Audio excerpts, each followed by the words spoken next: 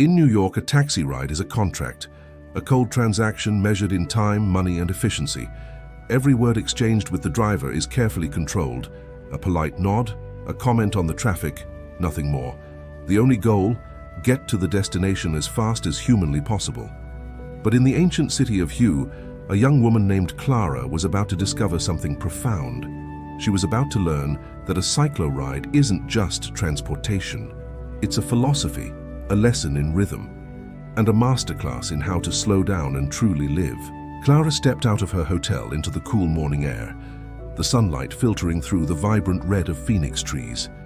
The narrow street led her to a line of cyclos. Their drivers, leaning casually against their vehicles, chatted and adjusted the sunshades over their seats. The man who would be her guide was older, perhaps 55, his face tanned from decades of pedaling under the Vietnamese sun. His eyes were calm, yet held a quiet, distant sadness. He smiled as she approached and climbed aboard. "Would you like to go slowly?" he asked. "To really see Hugh?" Clara hesitated. In her world, slow was a four-letter word. Time was always money, and every wasted second felt like a personal failure. But something in his gentle tone made her pause. "Perhaps I need to," she thought, "to look, to listen, to feel." The cyclo began to move, and instantly the rhythm of life shifted. The traffic wasn't a chaotic mess, it was a graceful dance. Pedestrians, scooters, and street vendors wove around each other in a natural, unforced harmony. The air filled with the sounds of chatter, laughter, and the calls of vendors, all mingling with the faint, sweet scent of morning incense and jasmine flowers. Clara sat perched on the cyclo's seat, gripping the handle, her eyes wide with a sense of wonder she hadn't felt in years. She saw women pushing carts piled high with tropical fruit, vibrant squash, ripe papayas, and heavy pomelos. An old man sat on a small plastic bench, fanning himself with deliberate care, his gaze soft and gentle. In the narrow alleys, children ran laughing, chasing each other in a game as old as time itself. But her mind, conditioned by the hustle of New York, began to race. Am I wasting my time? I should be checking emails, making calls, ticking things off my to-do list. And yet, as she watched the people around her, another thought emerged. Look at them. They're just living. Genuinely. They aren't in a hurry. They aren't scheming. A strange mix of shame and delight stirred in her chest. Her entire life had been governed by a relentless drive for efficiency, productivity, and measurable results. But these simple, unscripted moments made her heart flutter in a way she had long forgotten. She was at once joyous and deeply troubled, asking herself a question that echoed in her soul. Am I really living, or am I just running through a checklist? Occasionally the driver would speak, his voice a soft murmur against the city's hum. "In Hugh," he said, turning his head slightly. "Whether you move fast or slow, you will see life. But only by going slow can you understand each person's story." Clara looked at him, feeling a connection that was both intimate and profound. He didn't speak of money or achievements. His stories were about his neighbors, his family, the small victories and gentle sorrows of everyday life. In his sincerity, Clara had a powerful realization. Here, in the fabric of ordinary existence, people could be immeasurably rich in human connection, free from pretense or calculation. She tried to remember the last time she'd heard stories like this back in New York. The answer was never. There, people spoke to impress, to compete, to negotiate. Here, words were simply a gift, a way to connect, soul to soul.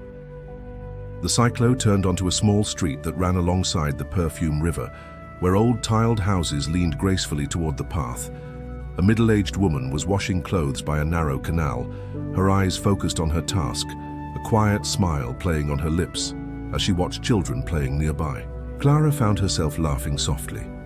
It was a small but deep joy, a recognition that life could be this simple, this pure, and yet so full of humanity. At the same time, that inner conflict bubbled to the surface again. How many moments like this have I missed, she thought, a pang of regret in her heart. I've chased success, fame, and money. Yet these people, with nothing more than a cup of tea and a few simple stories, seemed truly happy. She felt both regret for the time she'd lost and immense gratitude for this chance to witness and learn. The driver pulled over at a tiny, unassuming roadside cafe. He set down his conical hat and, without a word, poured 2 glasses of iced tea, one for her, one for himself. There was no brand name, no transaction, no calculation. It was just 2 people, sharing a drink, watching the world go by. Clara looked at the amber liquid in her glass and was struck by how different it was from the expensive cocktails and imported wines of New York.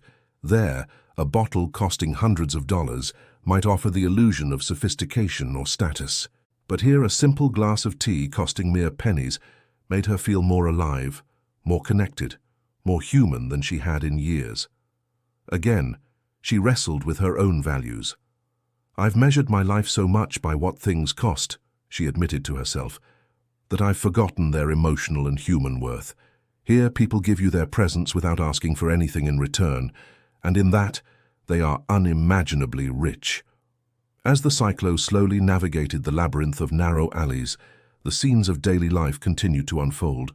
She saw vendors selling steamed rice cakes called banbeo, others scooping out sweet sticky rice, and an old man meticulously fixing a child's worn-out sandal. Everything was ordinary, unpretentious and unhurried. She couldn't help but contrast it with her life back home. In the West, people were constantly chasing an image, a promotion, a faster way of doing things. Office meetings were filled with polite smiles that hid sharp calculations, and laughter was often a strategic tool. But here, a simple, genuine smile from her driver or a friendly glance from a street vendor warmed her heart in a way no corporate success ever could. She felt torn, suspended between the joy of this raw sincerity and a deep, reflective sadness for what she had been missing. Clara finally realized that this cyclo ride was never about reaching a destination. It was about the journey itself.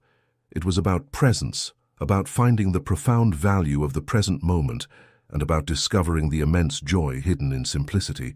She began to wonder, could I bring this slow, mindful rhythm back to New York? Or will I be swallowed again by its relentless, unforgiving pace? At that moment, she looked at her driver and saw his contented smile as he watched life pass by. She understood.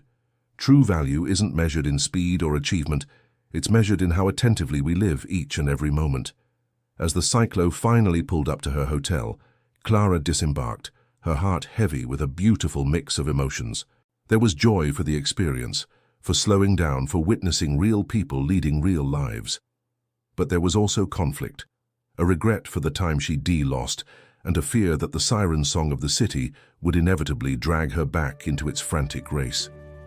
She looked at the driver, trying to memorize everything, the gentle creak of the wheels, the sweet scent of the iced tea, the casual greetings from strangers, the kindness in his eyes.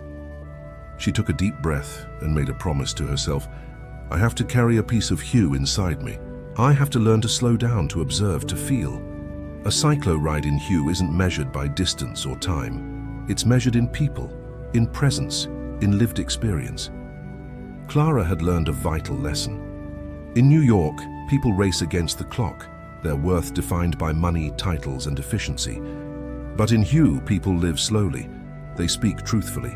They share smiles and tea, rich in humanity without a thought for material wealth.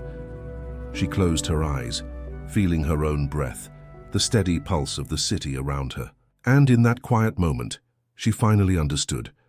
The truest value in life isn't speed, but sincere, heartfelt presence.